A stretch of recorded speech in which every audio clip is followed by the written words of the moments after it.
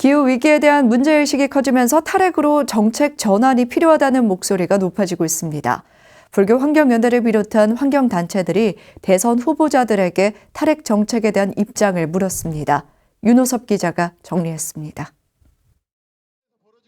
기후위기를 극복하기 위한 방편으로 탈핵이 강조되는 요즘, 더불어민주당 이재명 대선 후보는 신규 핵발전사업 백지화에 유보적인 입장을 취한 데 반해 국민의힘 윤석열 후보는 반대하는 것으로 나타났습니다. 불교환경연대를 비롯한 각계 환경단체들이 모인 2022 탈핵 대선연대가 20대 대선 후보들을 상대로 한 탈핵 정책 질의 결과입니다. 결과에 따르면 윤석열 후보는 신한울 3, 4호기 등 신규 핵발전 사업에 대해 적극적인 추진 의사를 밝혔으며 이재명 후보는 국민 의견을 수렴해야 한다고 답변했습니다.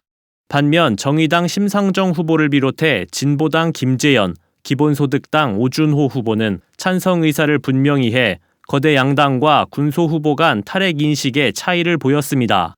국민의당 안철수, 새로운 물결 김동연 후보는 탈핵 대선연대 질의에 답변하지 않은 것으로 알려졌습니다. 후보들의 입장이 갈리는 이유는 산업계의 눈치를 보고 있다라고 볼 수 있고 국민들의 안전보다 핵산업계의 요구를 더 우선시하는 정책을 펴나가겠다라는 선언이라고 생각을 하는 거죠. 탈핵 대선연대는 이 외에도 핵발전소 조기 폐로와 탈핵 법제화, 핵발전 규제 강화, 후쿠시마 방사성 오염수 해양 방류 저지 등 7대 과제 19개 항목을 각 후보들에게 전달했습니다.